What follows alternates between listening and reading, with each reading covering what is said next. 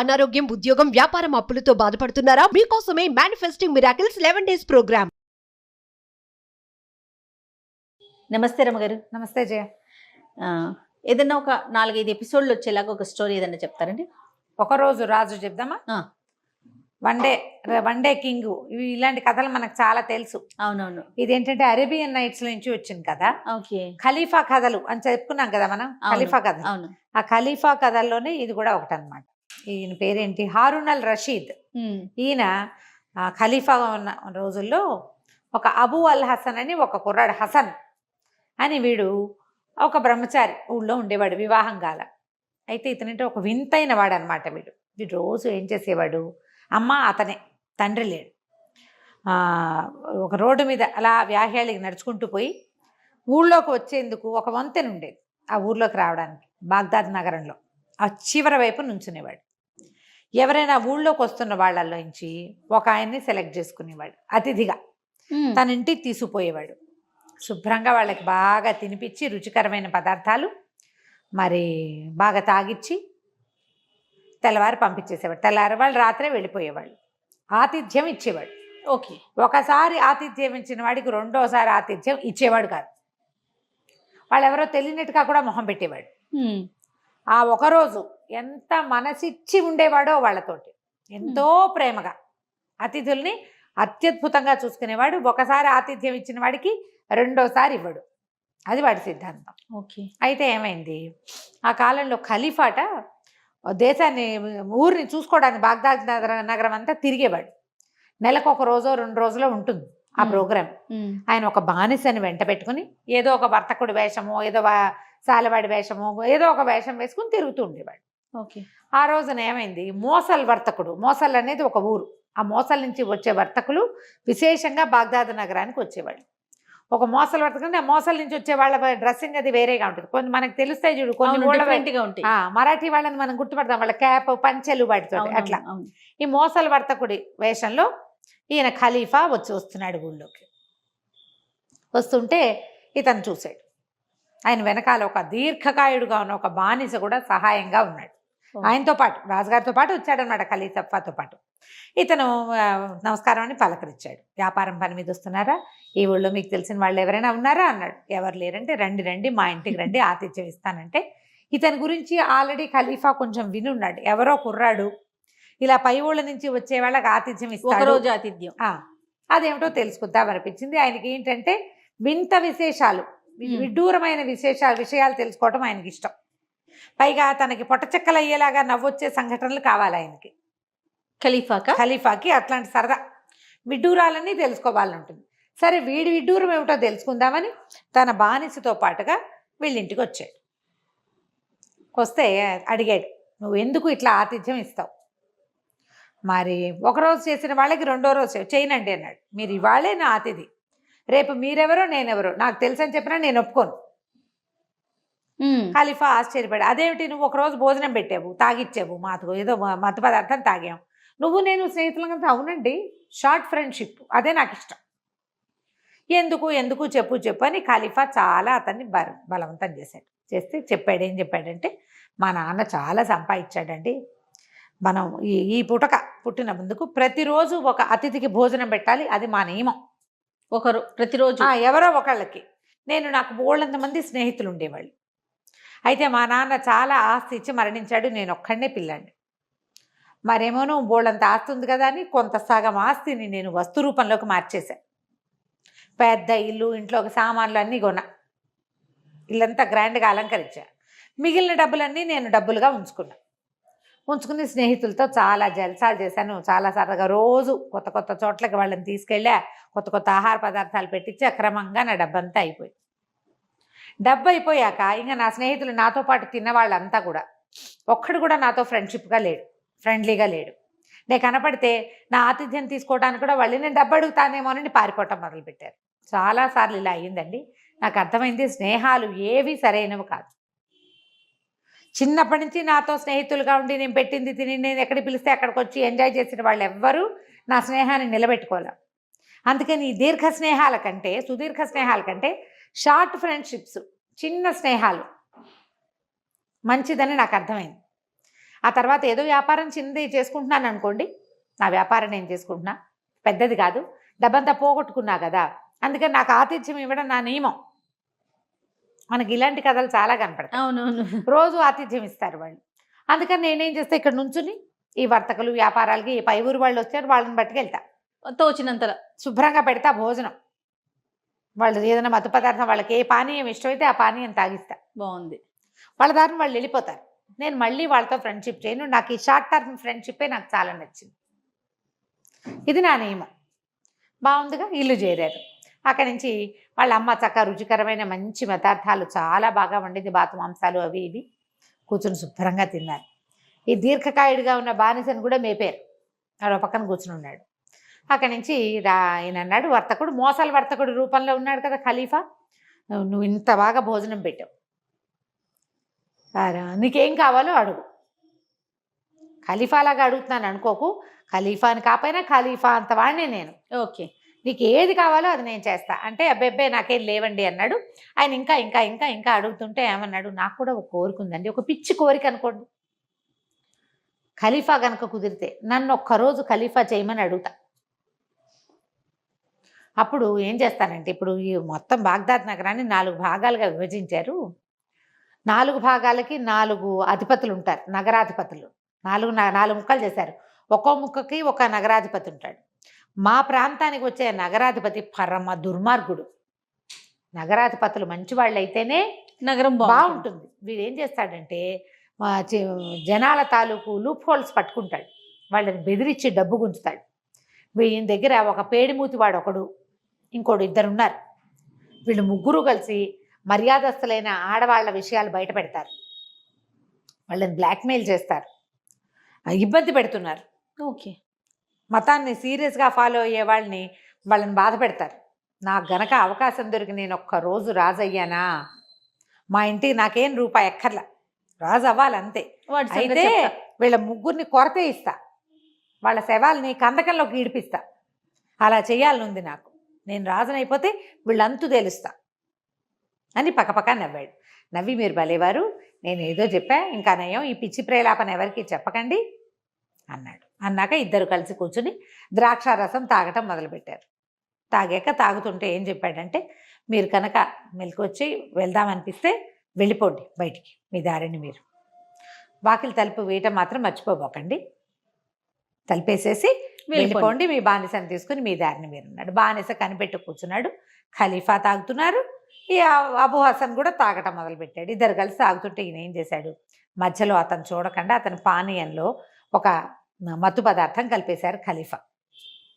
హసన్ కాస్త ఆ పానీయం తాగేసి ఒళ్ళెరక్కుండా పడిపోయాడు. తల్లి లోపల జనానాలో ఉంటుంది, ఆవిడ ఇట్లా బయటికి రాదు కదా, ఈ ముందు రూముల్లో ఉన్నారు వీళ్ళు. అక్కడి నుంచి బానిసని ఖలీఫా ఏమన్నాడంటే, వీడిని భుజాన్ని వేసుకో, తీసుకుపోదాం, ఈ ఇల్లు గుర్తుపెట్టుకో, నువ్వు మళ్ళీ నా ఆజ్ఞ చొప్పున ఇక్కడికి రావాల్సి ఉంటుంది అని చెప్పి భుజాన్ని వేసుకుని వాకిలి తలుపు వేయకుండా వెళ్ళిపోయారు. వాళ్ళ అమ్మ ఏమనుకుందంటే, పిల్లాడు తెగదాగేసి వాళ్ళతో కలిసి పోయాడు, తలుపేయకుండా పోయాడు అనుకుంది. ఎత్తు తీసుకుపోయాక ఒక రహస్య ద్వారం గుండా ఖలీఫా అంతఃపురంలోకి వెళ్ళిపోయాక అక్కడ లోపల ఉంటారు కదా ఈ అంతఃపురంలో వాళ్ళు, అరే వీడి బట్టలు మార్చేసేయండి, నేను రాత్రిపూట ఏ బట్టలు వేసుకుంటానో ఆ బట్టలు వేయండి, తెల్లవారేసరికల్లా వీడే మీ ఖలీఫా, వాడు నేను ఖలీఫా కానేమోనని అనిపించకూడదు, వాడికి నాకేమేమి సేవలు చేస్తారో, నాతో ఎలా ఉంటారో అలాగే ఉండాలి, వాడి ఆజ్ఞకి భిన్నంగా ఎవరు ప్రవర్తించినా నా కొడుకైనా సరే ఉరి తీస్తా, ఖలీఫా డిట్టో. ఓకే, బాగుంది అని చేయమన్నాడు. చేయమనేసరికి సరే ఒప్పుకున్నారు. మొత్తం బట్టలన్నీ మార్చేశారు, సమస్తమైనవి. జనానాలో ఒక 5-6 అంతఃపుర దాసులు ఉంటారు, అందరూ చుట్టూతా కూర్చుని ఉన్నారు. అతను నిద్ర లేచేసరికల్లా సరే అంతా ఫుల్ సెటప్ చేసేసారు, వాడి చెప్పులతో సహా మార్చి పారేశారు. పొద్దున్నే ఆయన వేసుకోవడానికి చెప్పులు కూడా అక్కడ పెట్టారు. ఈయన ఏం చేశాడు, పక్కన అంతఃపురంలో పక్కన ఇంకొక తెరల అవతల ఇంకో పడక ఏర్పాటు చేయించుకుని ఆయన అక్కడ పడుకున్నాడు. తెల్లవారుజామునే పావుతుక్క వైదుకప్పుడు ప్రార్థన చేస్తారు. ఖలీఫా అంటే వీళ్ళు ముస్లిమ్స్ అని తెలిసింది కదా మనకి. ఆ పొద్దున్నే చేయవలసిన ప్రార్థన ఉంటుంది కదా, ఆ ప్రార్థన వేళకి కొంచెం ముందే నిద్ర లేపారు. నిద్ర లేపితే వీళ్ళు లేచి చూసుకున్నాడు, నిర్ఘాంతపోయాడు. ఇదేమిటి, నేను ఇక్కడున్నాను, వాళ్ళు తలుపేయడం మర్చిపోయాడు ఆ వర్తకుడు, నేను ఎక్కడికో నడుచుకుంటూ వచ్చేసానా, ఎవరింటికో వెళ్ళిపోయానా అనుకున్నాడు. చూస్తే బట్టలు ఏంటో వింతగా ఉన్నాయి, పాలనురుగు లాంటి పక్క, ఏమిటో వాయిద్యాలు, చుట్టూతా ఆడవాళ్ళు, గందరగోళంగా ఉంది. ఖలీఫాకి జయం అంటున్నారు మధ్య మధ్యలో వాళ్ళు. వాడు నిర్ఘాంతపడు, ఓరిన అమ్మ కొడుకు అని చెప్పుకుంటాడనమాట. నేను ఖలీఫానేమిట్రా, నీ ముద్ద నువ్వెవడివిరా అంటే తమరు ఖలీఫాయే అంటాడు. నిద్ర లేచి చూసుకున్నాడు. వీడు నిర్ఘాంతపోవటం, చేతులు గిల్లుకోవటం, ఓ బానిసని దగ్గరికి పిలిచి నా వేలు కొరుకు అని వేలు కొరికించుకుంటాడు. అయ్యి బాబోయ్ అనుకుని, ఇదేమిటి నేను ఇక్కడ ఎలా ఉన్నాను, నేను ఖలీఫా ఎలా అయిపోతాను, నేను అబూ అల్ హసన్ అంటారు. కాదు మీరు ఖలీఫాయేనని చెప్తారు వాళ్ళు. అక్కడి నుంచి చెప్పులు తెచ్చిపెడతారు. ఆ చెప్పులు చూస్తే అదేమో మేలిమి ముత్యాలు కుట్టున్నాయి చెప్పులు నింట, ముఖమల్ చెప్పులు. ఆ చెప్పుల్లో కాళ్ళు పెట్టడానికి కూడా వాడు బోళ్ళంత విన్యాసం. వీళ్ళంతా పగలబడి లోపల నవ్వొస్తుంటుంది, వాళ్ళు నవ్వు బిగబెట్టుకుంటారు. ఆ తెరల అవతలు ఉన్న ఖలీఫా ఇదంతా చూస్తూ ఆయన విరగబడి నవ్వుకుంటూ ఉంటాడు. ఎంజాయ్ చేస్తున్నాడు ఆయన. వీడు నేను ఖలీఫాని కానంటాడు కానీ ఇంకేం చేయాలో తెలియదు.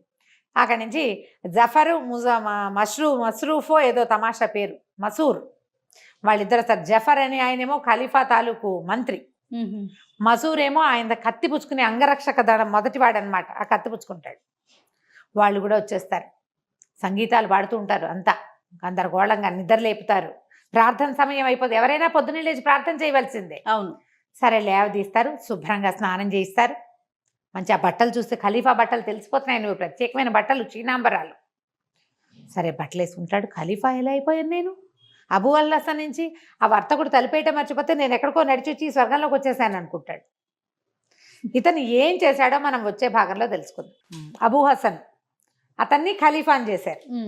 సరే స్నానం చేశాడు, ప్రార్థన చేసుకున్నాడు. అతని అనుమానాలు, అతనికి ఇదేమిటి నేను ఇలా ఎందుకున్నాను అనిపిస్తుంది, ఖలీఫానేమో అనిపిస్తుంది, నేను ఖలీఫానేమిటి అని కూడా అనుకుంటాడు. చేతి వేలు చూస్తే ఇవి నావే, కానీ బట్టలు ఖలీఫా. ఇదంతా వీళ్ళెవరో ఉన్నారు ఇక్కడ, ఏమిటో గందరగోళం. అక్కడి నుంచి ఏం చేశాడు, సరే దివానికి వేళైంది అని పిలిచారు. ఈ మస్రూర్ ఒకతను, జఫర్ మంత్రి, మస్రూర్ ఏమో ఈయన అంగరక్ష దళానికి అధిపతి. రాజుగారి కత్తి పుచ్చుకుంటాడు. ఎవరు ఏమిటి అంటే చెప్పాడు, మీరు ఏమంటారు హారూన్ అల్ రషీద్, మీరు 5వ తరానికి చెందిన రాజు, మాకు దేవుడు. నేనేమో మీ కత్తి పుచ్చుకునేందుకు అవకాశం వచ్చినటువంటి ఒక బానిసని, నేను మీ కత్తి నేను పుచ్చుకుంటాను. మస్రూరు బాగా ఫేమస్, ఊళ్ళో అందరికీ తెలుసు, రాజుగారి కత్తి పుచ్చుకుని నడిచేవాడు. అతను తన ముందు నుంచోవటం ఏమిటనేది వీడికి ఆశ్చర్యంగానే ఉంది, కానీ ఇంకా చేయగలిగేది ఏముంది. సరే ఖలీఫానే అనుకున్నాడు. ఏవో రకరకాల పదార్థాలు పెట్టారు, అన్నీ తిన్నాడు. దివానికి వేళైందన్నారు, వెళ్ళాలి. తీసుకుపోయారు. తీసుకెళ్తే ముందు కత్తి పుచ్చుకుంటూ మస్రూర్ నడుస్తున్నాడు. అంతా బానిసలు జెండాలు పుచ్చుకున్నారు. ఖలీఫా జిందాబాద్ అంటున్నారు. హారూన్ అల్ రషీద్ ఖలీఫా జిందాబాద్ ఇలాంటివి వినిపిస్తున్నాయి. ఏదో ఎక్కడ నడుస్తున్నాడో మబ్బుల్లో తేలుకుంటూ పోయాడు. ఆ పైన ఎక్కి కూర్చున్నాడు. ఆ కత్తిని ఇట్లా ఒక ధర్మదండం లాంటిది ఏదో పెట్టారు. అదేంటంటే తీర్పులు చెప్పే సమయం అనమాట. ఓ దండం అతని కాళ్ళ మీద పెట్టారు, కూర్చుని ఉన్నాడు.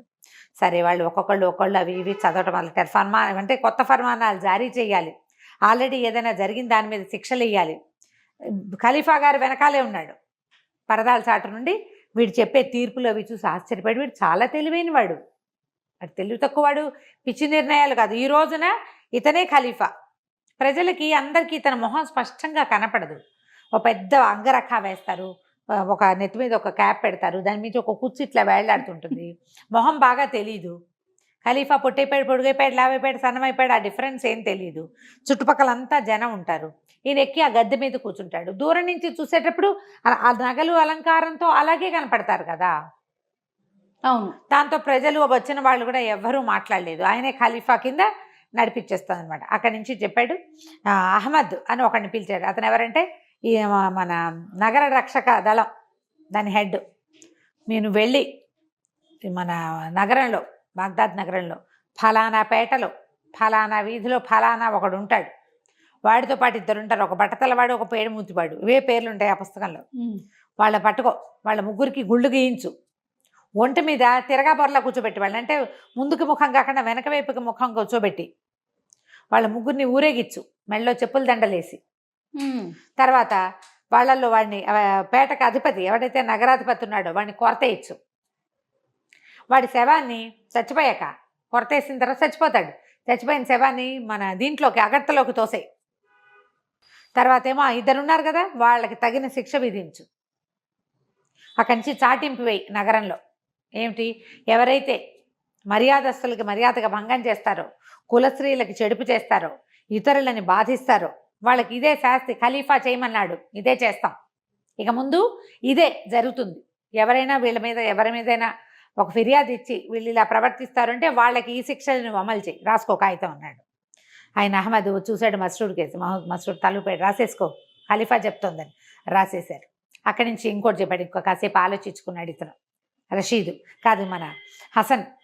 ఇంత చేసి పాపం మన అమ్మ ఆవిడ దగ్గర డబ్బులు లేవు, ఇల్లు వాకిలి ఉన్నాయి, కానీ ఫలానా సందులో ఫలానా ముసలావిడ, ఆ ముసలావిడికి 1000 వరహాలు ఇవ్వు,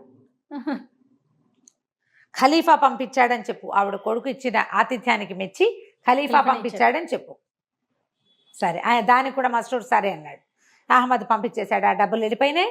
వీళ్ళ ముగ్గురిని తిరగాసి కూర్చోబెట్టి ముందు కూర్చోబెట్టి చేసేసారు. మీ ఆజ్ఞ శిరసాభ ఇచ్చామని కాగితం రాశారు. అక్కడి నుంచి మధ్యాహ్నం భోజనం వేళైంది. భోజనం చేసి ఎన్ని రకాల పదార్థాలు అన్నీ కొంచెం కొంచెం కొంచెం రుచి చూశాడు. అక్కడి నుంచి చుట్టూతా కూర్చొని సంగీతం పాడుతున్నారు. ఎవరో ఒకళ్ళది కాకుండా ప్రతి పిల్లతోటి సంగీతం పాడిచ్చాడు. అవన్నీ విన్నాడు.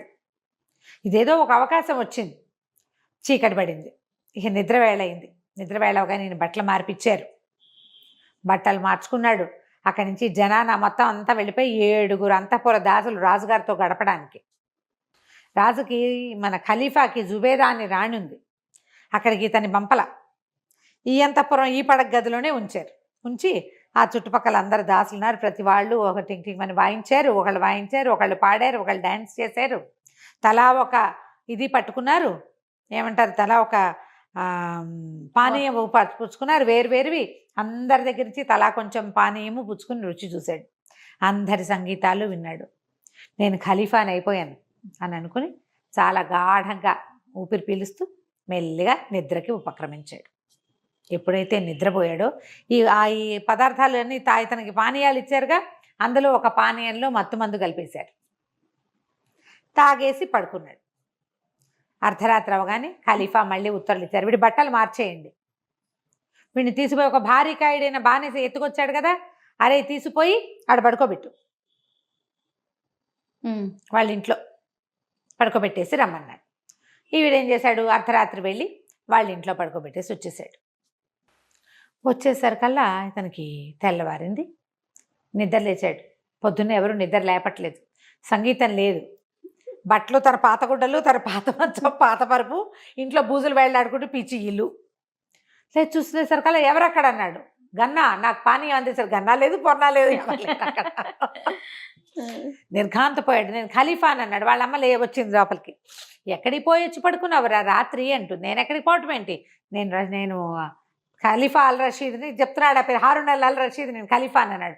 అనగానే అమ్మ నువ్వు నిదుంపదగా అవేం వాగుడురా, ఎవరైనా వింటే పరువు పోతుంది, జైల్లో పడిపోతావు, పిచ్చివాగుడు బాకంటేస్తే ఎవతే ముసల్దానా నువ్వు అంటాడు వాళ్ళ అమ్మని. ఎవరు ఏమిటి అంటే ఎంతసేపు నేను ఖలీఫా అని అంటాడు. వాళ్ళమ్మ ఒరే తాగేసావా, ఏం తాగేవురా, ఇలాంటి పిచ్చివాగుళ్ళు బాగుతున్నావు, చుట్టుపక్కల వాళ్ళు ఎవరైనా నేనే రాజుని, నేనే ఖలీఫా నేను అన్న మాటలు విన్నారంటే రాజభట్లకు చెప్తే మెత్తగా తంతారా, నిన్ను పిచ్చాసుపత్రిలో పడేస్తారా అంటే నువ్వే పిచ్చిదానివి. నిన్న రోజంతా నేను ఖలీఫాగా ఉన్నా, నేను ఫలానా ఆజ్ఞలు వేశానంటే అవును రోయ్, మన నగరాధిపతి ఉన్నాడు కదా ఈ పక్కన, మన పక్క నగరాన్ని చేసేవాడు, వాడిని వాడి 5 సేవకుల్ని గుళ్ళు కొరిగిచ్చారు, చెప్పులు దండేసి ఒంటి మీద వెనక్కి తిరిగి కూర్చోబెట్టి ఊరేగిచ్చారు, వాడిని కొరతేశారట. వీళ్ళిద్దరికి 400 కొరడా దెబ్బలు వేయమన్నాడు ఈయన. మొదట 400 కొరడా దెబ్బలు తగిలి చచ్చి పడున్నారు. వాళ్ళిద్దరు చచ్చలేదు, చచ్చేలాగా ఉన్నారు. వాడేమో చచ్చిపోయాడు. అనగానే నిర్ఘాంతపెట్టి అదేంటి నేను వేసిన శిక్ష, అది నే కదా ఆ శిక్ష వేసింది, నువ్వేటివేట్రా నీ బొంద తాగి పడుకున్నావు నువ్వు అంటుంది వాళ్ళమ్మ. కాదు నేనే వేశానంటాడు. అంతలో గుర్తొచ్చింది, ఖలీఫా అంటే గుర్తొచ్చింది. నిన్న ఖలీఫా పంపించమన్నారని 1000 నాణాలు ఇచ్చారంటే హాత్తేరిక నేనే నీకు పంపించాలి, అయితే నువ్వెవతవి ముసల్దానివి, ఖలీఫాకి ఎలా తెలుసు, నువ్వు మా అమ్మవి కాబట్టి, నేను ఖలీఫాగా ఉన్నాను కాబట్టి నేను పంపించాను. ఆవిడ నిర్ఘాంతిపోయింది. ఏం చేయాలో అర్థం కాదు. వీడి పిచ్చిక్కిపోతున్నాడు. నా పాదరక్షలు ఏమంటాడు, నా బట్టలు ఏమంటాడు, ఈ పిచ్చిగుడ్డలు ఏమిటంటాడు, ఈ మంచం ఏమిటంటాడు. ఆవిడికి లాభం లేదు అని చెప్పి కేకలు పెట్టి నా పిల్లాడికి పిచ్చి, వీడి మాటలు వింటే ఎవరైనా వీడిని జైల్లో వేయిస్తారు, వీడికి పిచ్చని మనమే చెప్పామనుకో గొడవపోతుందని కేకలు పెట్టి చుట్టుపక్కల ముసలి దాన్ని కొట్టాడు కూడా వాడు. నేను ఖలీఫాని అంతేనని చెంపలు వాయిచ్చేసాడు. కేకలు పెట్టి నా పిల్లాడికి పిచ్చకపోయింది అది. వారా వీరా అందరు చేరే నీకేమొచ్చిందిరా మాయరోగం, మీ అమ్మని కొట్టడం ఏమిట్రా, ఎంతో బాగా చూసుకుంది పాపం, తాగేసి పడుకుని ఇలా పిచ్చి ప్రాలాపన వెళ్తున్నావు అంటే ఆ శిక్షలు వేసింది ఖలీఫా వేసిన శిక్షలు నేనే వేశానంటే ఒప్పుకుంటారా? పైగా ఖలీఫాని దేవుడి బిడ్డగా భావిస్తారు వాళ్ళు, భగవంతుడి తాలూకు ఏమనాలి దూత అంశగా భావిస్తారు. అక్కడి నుంచి కొత్తగా నగరాధిపతిగా వచ్చిన వాడు 2-3 పిచ్చి డాక్టర్లను, పిచ్చి కుదిర్చే డాక్టర్లను వెంబడి పెట్టుకొచ్చాడు. లోపలికి వచ్చారు. వాడు ఎన్నిసార్లు ప్రశ్నించినా నేనే ఖలీఫాని, నేను ఉంగరం పెట్టుకున్నాను, నేను గాజులు వేసుకున్నాను, నేను చెప్పులు వేసుకున్నాను అంటాడు. వాళ్ళు అన్నారు, వాళ్ళు ఏం చేశారంటే తీసుకుపోయి వీళ్ళకు ఆ ఊళ్ళో ఒక పిచ్చాసుపత్రి ఉంటే చిత్తభ్రమ కలిగిన వాళ్ళని వేసేది, అందులో తీసుకుపోయి పిచ్చెక్కినట్టు చావగొట్టు వదిలిపెట్టారు. అయ్యయ్యో, కొడితే గాని వాడు మత్తు దిగదే, మరి కొట్ట నీళ్ళు పోయా, కాస్త ఒళ్ళారాక మళ్ళీ 4 దెబ్బలు కొట్టా, మళ్ళీ నీళ్ళు పోయా, పిచ్చి తగ్గించడానికి. విపరీతంగా దెబ్బలు తిన్నాడు. ఒక రోజంతా అక్కడ ఉన్నాక 2 రోజులకు వాడికి అనిపించింది నాకు కళ వచ్చింది బహుశా. కానీ కళ వచ్చింది సరే, కళ్ళలో నేను పెట్టిన ఆజ్ఞ ఎట్లా కరెక్ట్ అయింది, నేను ఇచ్చిన ఆజ్ఞ ఎట్లా 1000 నాణేలు మా ఇంటికి వచ్చినాయి, కానీ మిగిలిందంతా కళ్ళలాగానే ఉంది. సరే మెల్లిగా మనసు కుదుర్చుకున్నాడు, ముసల్దే మా అమ్మ, నేను హారున్ అల్ రషీద్ని కాదు, అబూ అల్ హసన్ని అంతే అని మెల్లిగా కుదుర్చుకున్నాడు. సరే వాళ్ళ అమ్మకి చెప్పారు, మీ వాడికి కొంచెం పిచ్చి కుదిరిందని. వాళ్ళ అమ్మ పోయి కొడుకు దగ్గరికి వెళ్ళి, నేరా నాయన అంటే, అమ్మ నన్ను క్షమించపే, ఏమిటో నాకు అలా కళ్ళు వచ్చింది అంతేను, సరే పద ఇంటికి వెళ్ళిపోదామన్నాడు. ఇంటికి తీసుకొచ్చింది, నెల పట్టింది వాడు తేరుకోవటానికి. ఒక రోజున మళ్ళీ వెళ్ళి వంతెన దగ్గర నుంచున్నాడు.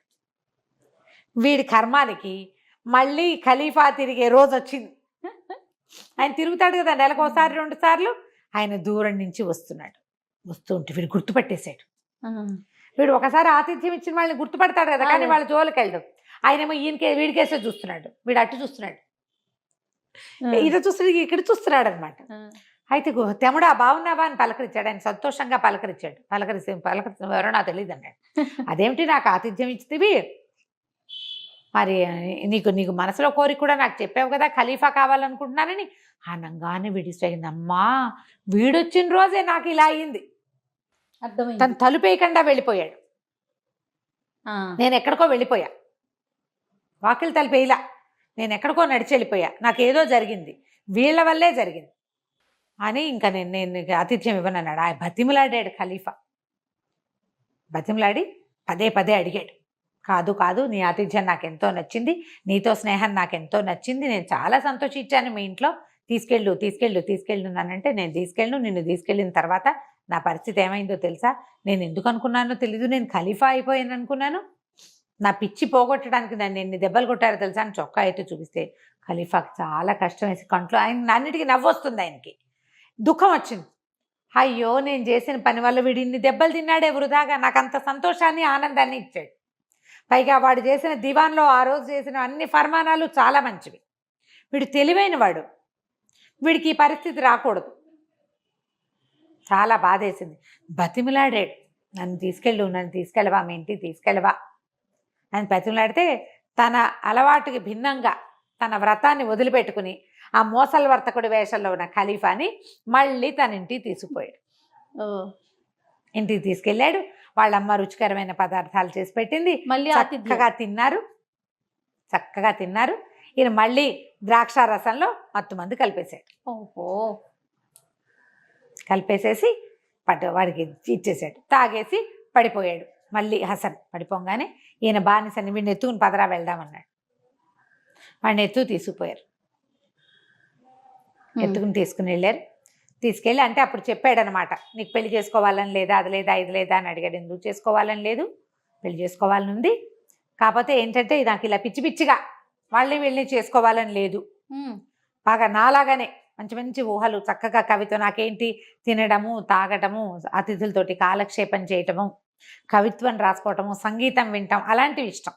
అలాంటి టేస్ట్ ఉన్న వాళ్ళనైతేనే చేసుకుంటా. ఏదో ఇళ్లలో ఉండి ఎంతసేపు ఏడ్చి గందరగోళం చేసి అది కావాలి ఇది కావాలి పీడిచ్చేవాళ్ళు, వాళ్ళతో నాకు కుదరదంటాడు. సరే నేం చేశాడు, ఎత్తుకొని పదమని ఈసారి రహస్య ద్వారం గుండా కాకుండా రాచమార్గం గుండానే ఈ హసన్ని తీసుకుని బానిసతో సహా ఖలీఫా రాజభవనం అంతఃపురంలోకి తీసుకుపోయాడు. పడుకోబెట్టారు, బట్టలు మార్చేశారు. మళ్ళీ తెల్లారగానే గుంపంతా తయారు. ఈసారి జఫర్ కూడా వచ్చేసాడు, మంత్రి గారు కూడా. ఓకే. అందరు వచ్చారు, ప్రార్థనకు వేళైంది, నిద్ర లేవండి అని. ఈయన పక్కన ఇంకొక గదిలో పడుకున్నాడు. వీడు లేవగానే వచ్చింది మళ్ళీ కల, వాడు అనుకుంటున్నాడు అనమాట. మళ్ళా వచ్చింది, ఒరే హసన్, మీ అమ్మ కొడక, నువ్వు రాజు కాదురా, నీకు మళ్ళీ కల వచ్చిందిరా, ఈసారి ఏం తన్నులు తినబోతావో నువ్వు. వాడికి వెంటనే తట్టిందనమాట, ఇది మళ్ళీ జరిగింది. కాకపోతే వాడికి ఊహ వచ్చింది. మోసల్ వర్తకుడు మొదటిసారి వచ్చినప్పుడు నేను అక్కడికి వెళ్ళా, ఇక్కడికి వచ్చా.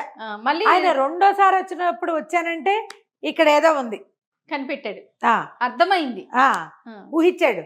నేను ఈ చెప్పులు వేసుకోను, నేను ఈ బట్టలు వేసుకోను అన్నాడు. ప్రార్థనైనా చేయమన్నారు. వాళ్ళందరికీ నవ్వొచ్చింది.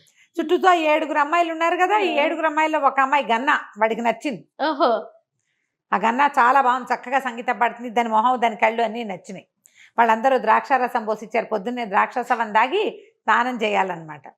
ఇక్కడ ఏం జరుగుతుందని నాకు అర్థమైపోయింది అని ప్రకటించాడు. ఓకే. ప్రకటించగానే ఖలీఫాకి తెలిసిందనమాట, వీడికి అర్థమైందని.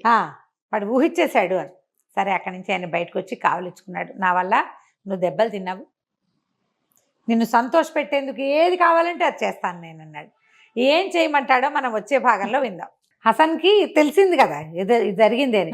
ఖలీఫా కూడా ఒప్పుకున్నారు, చాలా సంతోషించారు. నీ చేష్టలు, ఆయనకి ఏంటంటే అట్లా విచిత్రంగా జరిగే వ్యవహారాలు, విడ్డూరపు విషయాల మీద ఆసక్తి. ఓకే. అందుకని చేశాడు ఈ పని.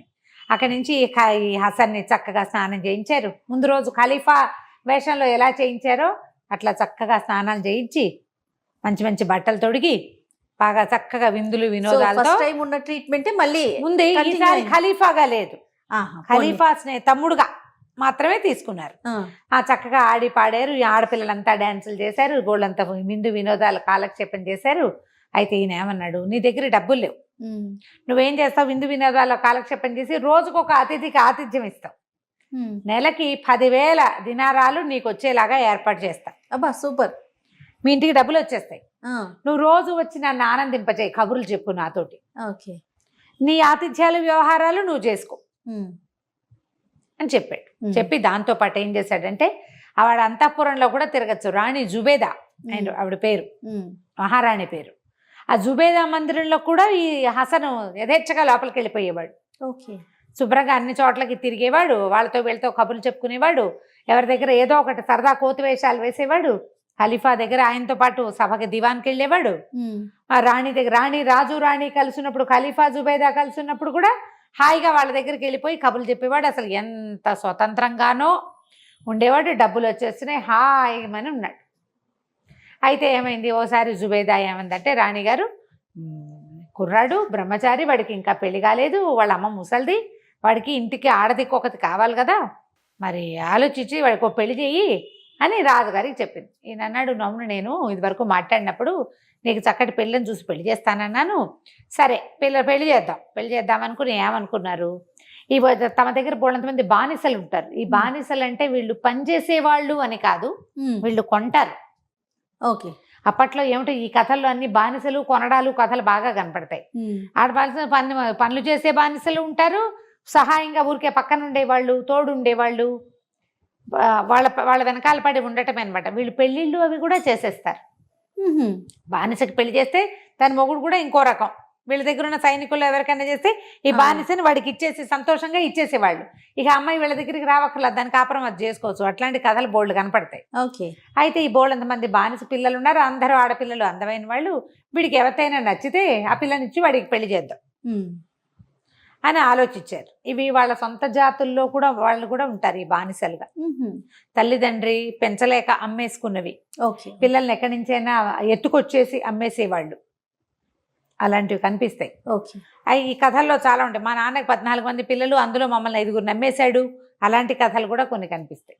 అందరూ ఆడపిల్లలే పుడితే వాళ్ళ నాన్న 5గురు నమ్మేశాడు, 5గురిని పెళ్లి చేశాడు, ఓ 2 దగ్గర ఉంచుకున్నాడు, అలాంటి కథలు చెప్తారనమాట. అయితే ఏమైంది, సరే ఇతను వచ్చేసరికి, హసన్ వచ్చేసరికి మొత్తం ఒక నాట్యం గ్రూప్ ఒకటి ఏర్పరిచారు.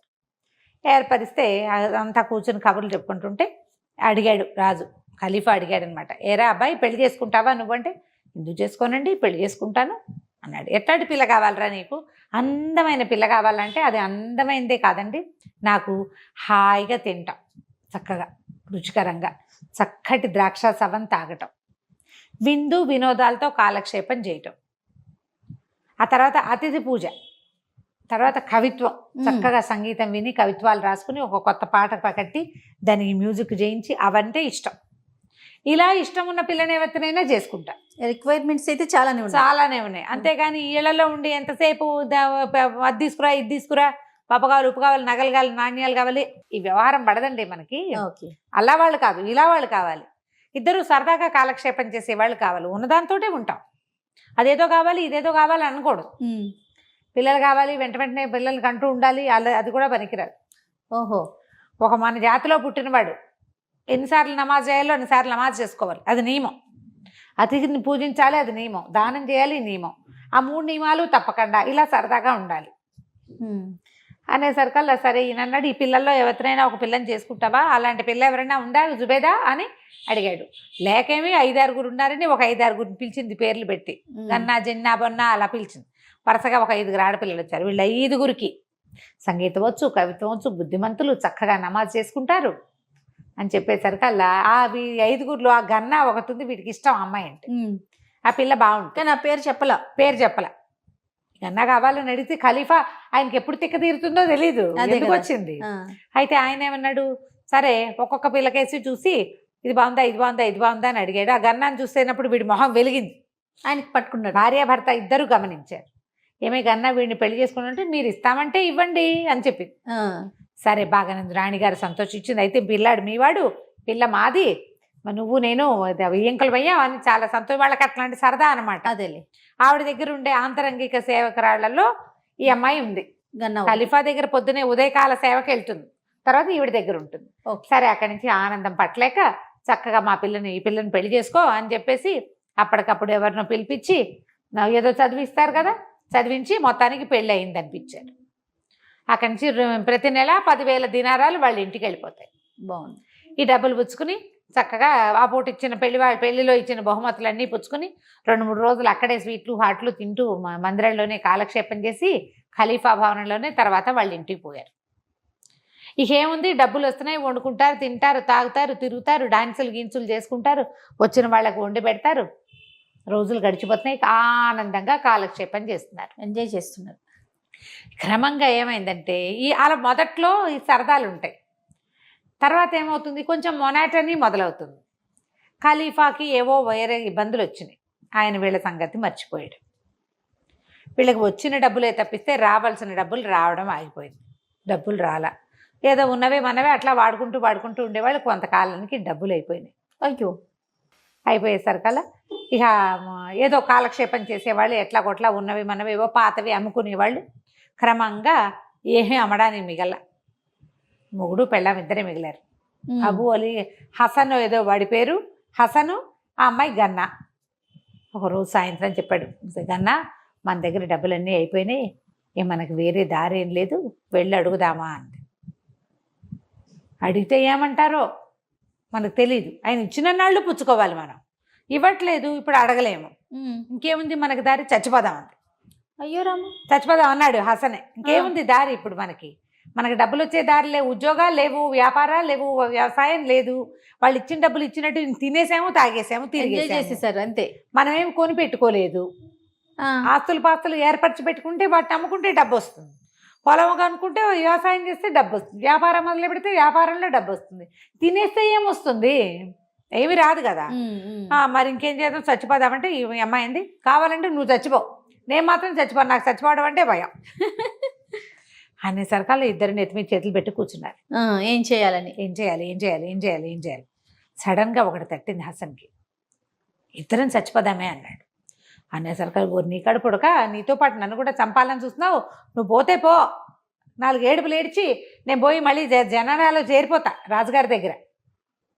నాకు వలసిన పని ఇదివరకు అట్లాంటి పెద్ద పనులు చేయలేను, మొగుడు పోయాడు కాబట్టి ఏదో పని చేసుకుని అక్కడే ఉంటాను అనేసరికి అలా కాదే, నేను చచ్చిపోక్కర్లా, నువ్వు చచ్చిపోక్కర్లా, నీ ఆట నువ్వు ఆడు, నా ఆట నేను ఆడతా, మనకు కావాల్సినవంతా డబ్బులు,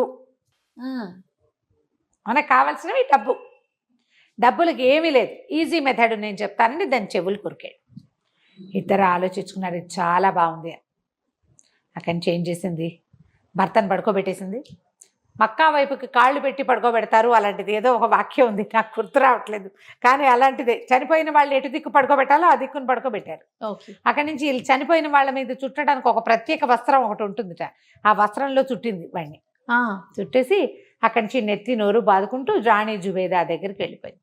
ఓహో అని ఏడ్చింది. ఆవిడ తెల్లపోయి, ఎందుకే ఇట అయిపోయావు, ఏమైపోయావే? అది పైగా ఏం చేసింది, కాటుకు పెట్టుకుంటుంది కళ్ళ నిండా, తడి చేయి చేసుకుని కాటుకు నిల్లా లాగేసుకుంది కిందకి. అక్కడి నుంచి చున్నీని పైన నెత్తి మీద కప్పుకుంటుందిగా, అదేమో 2-3 పేలికలు అయ్యేలాగా చింపుకుంది. ఆ కాటికి చార్లు ఇక్కడ కొంచెం పూసుకుంది. చూడంగానే బీభత్సంగా కనపడుతుంది. లబో దిబోమని ఏడవటం మొదలు పెట్టింది. ఇక ఏడుస్తుంటే ఆవిడ నిర్కాంతపోయింది. అయ్యో చందమామ వంటి పిల్ల ఇలా అయిపోయిందే, కాటికే అంటిపోయింది అనిపించట్లా. ఏడుస్తోంది కదా, గుండెలు బాధేసుకుంటోంది, తెక్కొట్టేసుకుంటోంది. ఏడుస్తుంటే ఏమైందే ఎందుకే ఏడుస్తున్నావు? అంతఃపుర స్త్రీలంతా ఏడ్చారు దాంతోపాటు. ఒకళ్ళు ఏడిస్తే మిగిలిన వాళ్ళు ఏడుస్తారు. ఇన్ని రోజులైంది, ఏడాది అయిపోయింది కాపురానికి వెళ్ళి, ఏమొచ్చిందే, నిన్ను వాడు కొన్నాడా, ఏం చేశాడు, ఎన్ని కొట్టలేదు, ఉన్నది చచ్చిపోయాడు అక్కయ్య అని మళ్ళీ ఏడవటం మొదలుపెట్టి. వాడు చచ్చిపోయాడన్న మాట వినంగానే జుబేదా కూడా చతికిలు పడిపోయింది రాణిగారు. అయ్యో ఎంత చక్కటి వాడు, ఎంత సరదా అయిన వాడు, వాడికి ఈ మధ్య కళ్ళబడలేదు అనుకున్నాం, కంటపడకుండానే పోయాడా అని ఆవిడ కూడా ఏడవటం మొదలెట్టింది. మొత్తం జనానాలో ఉన్న వాళ్ళంతా ఏడ్చారు విపరీతంగా, చచ్చేలాగా ఏడ్చి శోకాలు పెట్టి, సరే ఏం చేస్తాం, ఇట్లా అయ్యింది, వాడి దారిని చెయ్యి ఎట్టాగొట్ట ఆ చుట్టుపక్కల వాళ్ళని పిలిచి, మరేమో తర్వాత ఇది పెట్టు బతుకు, కొంతకాలం పోయాక ఏదో నేను ఇంకొక ఏర్పాటు చేస్తానులే అని చెప్పేసి ఇంత డబ్బు మూట 10,000 వరహాలు నా ఖర్చులోంచి రాయించుకురా అని ఒక దాదిని పంపించింది. వాడు ఆ దాది పోయి ఖజానాలో రాయించుకొచ్చింది. రాణిగారు 10,000 వరహాలు ఇవ్వమంటుందని. 10,000 దినారాలన్నమాట, వరహాలు అనకూడదు, బంగారం మొహరీలు. అవన్నీ సంచులో పోయిస్తే 2 మూటలు పట్టుకొచ్చింది. ఇది ఏడ్చుకుంటూ ఆ కాటికున్న మొహాన్ని ఇంకా కొంచెం బీభత్సంగా పులుకుని నెత్తి నోరు కొట్టుకుంటూ 2 మూటలు చెరో సంకన పిల్లల్ని ఎత్తుకుని ఇంటికి వెళ్ళిపోయింది. జనానాలో అందరూ, అయ్యో దుర్వార్త విన్నాం, ఈ పూట తీపేమి తినద్దు, స్వీట్లు చేయొద్దని చెప్పండి, అందరం స్నానాలు చేద్దాం, మనతో ఉండే పిల్లకి ఎంత కష్టం వచ్చింది అని కాసేపు అక్కడ ఇక్కడ కూర్చుని నిలిచి, రేపొద్దున మనకు కూడా ఇలాగే వస్తామని దుఃఖించి, ఏమంటారు, శ్మశాన వైరాగ్యం. ఎవరైనా చచ్చిపోయారని వినగానే మనకు వచ్చేస్తాయి ఊహలు. శ్మశాన వైరాగ్యంతో మొత్తానికి అన్ని రకాలుగా దుఃఖించారు.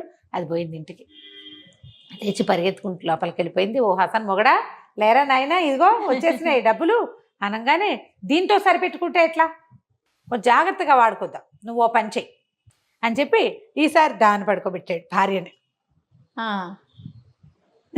పడుకోబెట్టి అక్కడి నుంచి ఏ దిక్కుకు శవాన్ని ఏ దిక్కుకు పడుకోబెట్టాలో ఆ దిక్కు వైపుకి తిప్పాడు. తన మీద అది కప్పిన బట్టని మొత్తానికి చుట్టేసేసాడు. ఈ 10,000 వరహాలు తెచ్చిందిగా 2 బ్యాగులు, అవి తీసి లోపల పెట్టి నెత్తి మీద చేతులు పెట్టుకుని ఖలీఫా దగ్గరికి బయలుదేరాడు.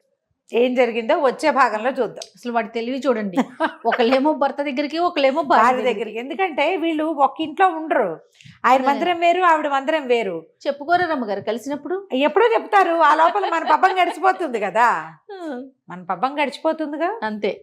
గన్నా చచ్చిపోయింది, ముందు హసన్ చచ్చిపోయాడు, ఇప్పుడు గన్నా చచ్చిపోయింది.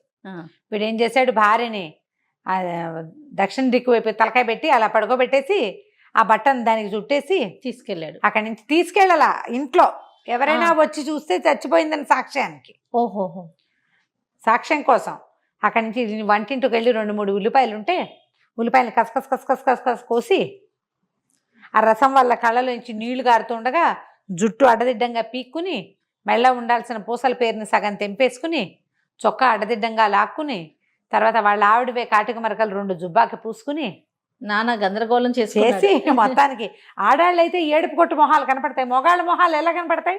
అవును. అక్కడి నుంచి తూలుతూ వెళ్ళిపోయాడు ఖలీఫా దగ్గరికి. ఆయన ఏదో మంచి మాట్లాడుకుంటున్నాడు, చాలా ఇంపార్టెంట్ టాపిక్. వాడు ఇలా లోపల రాగానే, హసన్ రారా అని, అదేమిటి అలా ఉన్నావు అన్నాడు. అనగానే ఖలీఫా అని బేరమని ఏడ్చాడు. కాంతపోయాడు, ఏమైపోయింది, ఏమిట్రా నాయన అలా ఎందుకున్నావంటే. ఇక ఏడ్చాడు. ఖలీఫా దివాన్ నుంచి దిగేసేసి పరిగెత్తుకుంటూ వచ్చి వాడిని కావలించుకుని యథాశక్తి వీడు ఏం చేశాడంటే 2 ఉల్లిపాయ ముక్కలు జేబులో కూడా వేసుకొచ్చుకున్నాడు. దాని వాసన రాకుండా సెంటు కొట్టుకున్నాడు. ఆ ఉల్లిపాయని ఇలా అంటుంటే కళ్ళు మండుతున్నాయి, మరి లేకపోతే నీళ్ళు ఎలా వస్తాయి. అక్కడి నుంచి ఇక ఏడవటం మొదలుపెట్టా. గన్నావో వెళ్ళిపోయిందో, చచ్చిపోయిందో, నన్ను వదిలేసి వెళ్ళిపోయిందో, నా బతుకు ఇలాగైపోయిందో, వైద్యానికి ఎంత ఖర్చు పెట్టానో అయినా సరే దక్కలేదు, డబ్బు పోయింది, పిల్ల పోయింది, నా బతుకు ఇలా అయిపోయింది, నువ్వు నన్ను ఆదరించి ఎంతో చూసావు కానీ నా గన్నా దక్కలేదు అని విపరీతంగా ఏడ్చాడు. సభలో సగం మంది కన్నీరు కార్చారు. అమ్మో, ఇంటికి వెళ్ళేసరికి నా పెళ్ళాం ఉంటుందో ఉండదో అని టెన్షన్ వచ్చినాయి జనాలకి. అక్కడి నుంచి ఖలీఫా చాలా దిగులు పడి, అయ్యో ఎంత పని జరిగిందిరా, శుభ్రమైన పిల్ల అట్ట ఎట్టా పోయింది, వైద్యానికి నువ్వు సరిగ్గా చేయలేదా, ముందే చెప్పలేదా, అయ్యో జుబేదా ఎంత బాధపడుతుందో, జుబేదాకి ఎంత ఇష్టమో గన్నా అంటే. పోనీలే, నువ్వు బాధపడకు, నేను నీకు ఇంకో పిల్లనిస్తా, ముందు జరగాల్సినవి చూడు, దాని పేరుతోటి దానాలు చేయి, యథాశక్తి భోజనాలు పెట్టు మీ వాళ్ళందరికీ అని చెప్పి, అరే ఎవర్రా 10,000 దినారాలు తెచ్చి వీడికి ఇవ్వండి, వీడితో వెళ్ళండి అన్నాడు. అనేసరికి పీనిగున్న ఇంటికి చుబ్బన వాళ్ళు ఎందుకు ఖలీఫా అని మళ్ళీ ఏడిచాడు. సరే శవ ఉంది కదా, ఆ ఇంటికి పనికిరాదు అనేసరికి ఓ మూట కట్టి 10,000 దినారాలు చేతిలో పెట్టారు. 10,000 మోసుకుంటూ ఇంటికి పోయాడు. ఇద్దరు ఒకళ్ళ దినారాలు ఒకళ్ళ మీద విసురుకుని సంకలు గుద్దుకున్నారు. అమ్మయ్యా, కొంతకాలం వరకు మనకి ఏ ప్రాబ్లము లేదు. సరే, సాయంకాలం అయింది. జుబేదా గారు కోలుకుని సాయంత్రం ఏదో కాస్త తిన్నది. ఖలీఫా గారు ఏమనుకున్నాడు, అయ్యో గన్నా చచ్చిపోయింది, పిల్ల భార్య ఏడుస్తోందేమో, కళ్ళ నీళ్ళు పెట్టుకుంటుంది, ఎంత కాదన్న ఆమెను పరామర్శించొద్దు. ఆవిడ స్నేహితురాలు, ఆ పిల్లంటే ఇష్టం, అది 12 ఏళ్ల పిల్లప్పటి నుంచి మన దగ్గరే ఉంది. దాని సరదా, దాని ఆటలు, దాని పాటలు అవన్నీ గుర్తు చేసుకుంటే, ఆవిడతో కలిసి గుర్తు చేసుకుంటే బాగుంటుంది అని చెప్పి ఈయనేం చేశాడు, ఆ రోజు నిజానికి ఆయన వెళ్ళవలసిన రోజు కాదు, వీళ్ళ ప్లాన్ ఏంటంటే ఖలీఫా జుబేదా దగ్గరికి వెళ్ళని రోజే పెట్టుకున్నారు వీళ్ళు, కానీ ఆయన పరామర్శించడానికి వెళ్ళాలనుకున్నాడు. సరే వెళ్ళాడు. వెళ్ళేసరికల్లా నీకు వచ్చిన కష్టం ఇంకెవరికి రాకూడదు జుబేదా అన్నాడు. ఆవిడ కూడా, మీకు ఎంత కష్టం వచ్చింది ప్రభు అని అనగా, నాకు వచ్చిన కష్టం ఏమిటి, దీని చెలికెత్తి చచ్చిపోతే నాకెందుకు కష్టం అని ఆయన అనుకున్నాడు. ఆయన చెలికాడు, ఆయనకి స్నేహితుడు, తమ్ముడు అంటాడు, కబుర్లు చెప్తాడు ఆయనకి, మగవాళ్ళ కబుర్లు వేరే కదా, అదేలే. ఆయన నన్ను పరామర్శిస్తాడు ఏమిటని ఇద్దరు మాట్లాడుకున్నారు. చచ్చిపోయింది గన్నా అంటాడు ఆయన. గన్నా చచ్చిపోవటం ఏమిటి, విక్షేపంగా ఉంటే అది వచ్చింది, ఏడ్చింది, ఇంకా అది పెట్టిన కాటిక మరకలు నా సిల్క్ రుమాల మీద అలాగే ఉన్నాయి. రుమాలు ఇచ్చింది రాణి గారు, రుమాలకి గన్నా కాటిక మరకలు ఉన్నాయి. గన్నా చచ్చిపోలేదు, వీడే చచ్చిపోయాడు, హసనే చచ్చిపోయాడు అంటుంది ఆవిడ. హసన్ చచ్చిపోవటం ఏంటి, మధ్యాహ్నం దివానికి వచ్చాడు, కావాలంటే మసరూరుని పిలుచుకురండి రా అని ఈయన అంగరక్షకుడు ఉంటాడు కదా, కత్తి పుచ్చుకునేవాడు, వాడిని కేకేస్తారు. వాడు 100% హసన్ బతికే ఉన్నాడు. వాడి వాళ్ళ మధ్యాహ్నం ఖలీఫా దివాన్లో ఉండగా వచ్చి చెప్పెళ్ళాడు, మేము 10,000 ఇచ్చాం అనేసరికి ఒప్పుకోలే. నువ్వంటే నువ్వు మేము చూసింది మేము తప్ప అంటే, అంతఃపురంలో ఉన్న ఆడాళ్ళంతా గన్నా వచ్చింది, ఏడ్చింది, మేము కూడా ఏడ్చాము, స్నానాలు చేసాం, తీపి మానేసాం అంటారు వాళ్ళు. 10,000 ఇచ్చి పంపించాను అంటుంది ఆవిడ. వాడు దివాన్లో ఏడ్చాడు, 150 మంది ఉన్నారు, అందరూ చూశారు, మేము 10,000 మేము ఇచ్చి పంపించాం, అసలు ఎవడు చచ్చిపోయాడో చూసి రావాలి. పందెం, ఎంత పందెం కట్టుకున్నారు భార్యాభర్త. ఇంత పందెం అనుకోవాలి, పందెం ఎవరు గెలుస్తారో చూద్దామని మస్రూర్ని పంపించారు. పంపించేసరికల్లా సరే, అమ్మో దూరం నుంచి మస్రూర్ రావటం అంటే అతని గుర్రము, అతనితో పాటు ఒక 4 వస్తారు, మన సైరన్ బండి వచ్చినట్టు. వీళ్ళిద్దరూ డబ్బులు వెరజిమ్ముకుని కబుర్లు చెప్పుకుంటున్నారు, స్వీట్లు తెచ్చుకుని తినేశారు, కబుర్లు ఆడుకుంటున్నారు, మొగుడు పెళ్ళని ద్రాక్ష దాక్కుంటూ. ఏమిటో ఏదో శబ్దం వినపడుతోంది అని పైకి పరిగెత్తుకుంటూ వచ్చి చూశాడు. ఇంకేముంది, మస్రూర్ వచ్చేస్తున్నాడు, ఇప్పుడు నువ్వు చచ్చిపో, నువ్వు చచ్చిపోయిన సాక్ష్యం ఉండాలి అని చెప్పి గబగబా సామాన్లు సర్దేశారు. దాని నోట్లో ఆఖరి మైసూర్ పాకును కుక్కి దాన్ని పడుకోబెట్టి చుట్టూతా అమ్మాయి మీద గుడగప్పేశాడు. నెత్తి మీద చేతులు పెట్టుకుని కూర్చుని ఉన్నాడు. మస్రూర్ లోపలికి వచ్చాడు. వచ్చి, ఏరా ఇంకా శవాన్ని తీసుకెళ్లేదా అన్నాడు. వాళ్ళందరికీ కబురు చేశాను, మస్రూర్ ఇంకా రాలేదు, ఖలీఫా దయవల్లే ఇవన్నీ జరగబోతున్నాయని బేరమని ఏడ్చాడు. మస్రూర్ వాడిని కావలించుకుని ఓదార్చి, నీ పని నువ్వు చేసుకో అని చెప్పి వెనక్కి వెళ్ళాడు. చీకటి పడుతుంది. ఖలీఫా దగ్గరికి పరిగెత్తుకుంటూ పోయాడు. ఖచ్చితంగా గన్నాయే చచ్చిపోయింది, గన్నాయే పోయింది. వాడు ఏడుస్తున్నాడు. హసన్ ఇంటికి వెళ్ళొచ్చాను అనేసరికి రాణి ఒప్పుకోలే. నీ సాక్షిని వెళ్ళి చూసొచ్చాడు వాడు, నువ్వు గెలవాలని నీ తరఫునే చెప్తాడు, నీ అంగరక్షకుడు వాడు, నా అంగరక్షకుడు కాదు కదా, నేను నా దాదిని పంపిస్తానని ముసలి దాదిని పంపించాను. దాది పోయి చూసేసరికల్లా ఆవిడ బయట నుంచి కేకలు పెట్టేసరికి ముసలి దాది వచ్చింది. ఇంకేముందని ఈసారి మొగుడు పడుకోబెట్టేసింది, పెళ్ళాం కూర్చుని. దాది లోపలికి వచ్చింది. అయ్యో నా తల్లి అని కావలించుకుని ఏడ్చి, ఎంత కష్టం వచ్చిందే ఆ ఖలీఫాకి మతిపోయింది, ఏమిటో మాట్లాడతాడు, ఇట్లాంటి వాళ్ళు రాజులైపోయారు మా ప్రాణం తీయటానికి, వీళ్ళ నాన్న ఎంత గొప్పవాడు అని పరిపరి విధాలా చచ్చిపోయిన పాత ఖలీఫాని దీవించుకుంటూ పోయింది. గన్న అక్షరాలా బతికేది, హసనే చచ్చిపోయాడు, వాడి పీనిగా పాచి వాసన వస్తుంది, వాడు ఉల్లిపాయలు పెట్టుకున్నాడు జేబులో. ఈవిడ పోయి వాడిని కావలించుకుని ఏడ్చింది శవాన్ని. వాడి జేబులో ఉన్న పొద్దున కోసిన ఉల్లిపాయలు సాయంత్రానికి ఏ వాసన వస్తాయి, పిచ్చి వాసన వస్తుంది, శవం వాసన వస్తోంది కూడా అనేసరికల్లా ఇద్దరు చెడామడా పొట్టాడుకున్నారు. ఇందులో ఏదో ఉంది మతలబ్, చూద్దాం అనుకున్నారు. రాణి జుబేదా, ఖలీఫా హారూన్ అల్ రషీద్ ఈయన కూడా బయలుదేరాడు. మొత్తం పటాటోపంగా వచ్చేసరికల్లా వీళ్ళని కొంప మునిగిపోయింది. ఇద్దరు వచ్చేస్తున్నారు. ఇద్దరం చెరో పక్కన పడుకుందామని ఆ బట్ట ఒకటి కప్పేది ఉంది కదా, పర్రమని మధ్యలో చింపి చెరో సగం కప్పుకుని పడుకున్నారు. రాణిగారు రాజుగారు ఇద్దరు లోపల రాగానే ఇద్దరు 2 శవాలు ఉన్నాయి. నిర్ఘాంతపోయారు. ఖలీఫా అన్నాడు, ఈ చచ్చిన వాళ్ళు ఎవరు మొదట చచ్చారో తెలియజేస్తే వాళ్ళకి 10,000 ఇస్తానన్నాడు. మొదట చచ్చింది ఎవరో తెలియాలి నాకు అనగానే వీళ్ళు లేచాడా టపీమని, ఆ గన్న లేచి నేనే ముందు చచ్చిపోయాను అనగానే వీళ్ళు లేచాడు హసను. ప్రభు 10,000 వరహాలు కాదు, ఎందున్నా తాగేస్తుంది ప్రభు దీని దాహానికి అని లేచి కూర్చున్నాడు. ఆయన ఖలీఫాకి పిచ్చి నవ్వొచ్చేసింది. ఆయనకి లోపలికి వచ్చి 2 శవాలు చూడంగానే డౌట్ వచ్చింది, వీడేదో ప్లే చేస్తున్నాడు అని పిచ్చిగా నవ్వి వచ్చేసింది అనమాట ఆయనకి. పక్క కడుపు పట్టుకుని నవ్వుతూ, ఒరే నువ్వు చస్తూ కూడా నవ్విస్తావురా, ఏం చేసావు ఏమిటి అంటే, ఇద్దరు మెల్లిగా ఇలా జరిగింది చేసాం, డబ్బుల కోసమే ఇదంతా చేసాం అంటే, మీ పరిస్థితిని నేను తెలుసుకోకుండా ఇలా పొరపాటు చేశాను, ఒక 3-4 నెలలు నీకు డబ్బు పంపకుండా అయిపోయింది, ఇక మీరు విడిగా ఉండొద్దు, గన్న అంతఃపురంలో ఉంటుంది, నువ్వు దివాన్లో ఉండు, మాతో పాటే ఉండండి, హాయిగా పిల్లల్ని కానీ సంతోషంగా ఉందరు కానీ, నెల జీతాలు అక్కడే అందుతాయి, అప్పుడు రాత్రులు మీ ఇంటికి వచ్చి మీరు పడుకుందరు కానీ అని చెప్పి సంతోషంగా కావలించుకుని ఆ ఇద్దరు రాజు రాణి వస్తే ఎలా ఉంటుంది, ఆ వీధంతా పట్టపగలల్లే ఉంది రాత్రిపూట. మొత్తాన్ని అదేంటంటే దీనివల్లే ఇంత డబ్బు ఖర్చు అయింది, నా ఒకటి అయితే నేను ఇంకా కొన్నాళ్ళు వాడుకునేవాడిని, దీన్ని పెళ్లి చేసుకోవడంతో నాతో పాటు అది తాగేస్తుంది, అది తినేస్తుంది, అది కూడా అతిథులను పిలుచుకొచ్చేస్తుంది, అది దాని అతిథులు దానికి. మొత్తానికి అమ్మాయ అనుకున్నారు. ఆ తర్వాత ఒకరోజు రాజు ఎప్పటికీ రాజుగారి తమ్ముడుగానే ఉండిపోయాడు. కథ కంచికి మనం ఇంటికి. నమస్తే రమ్మగారు. నమస్తే.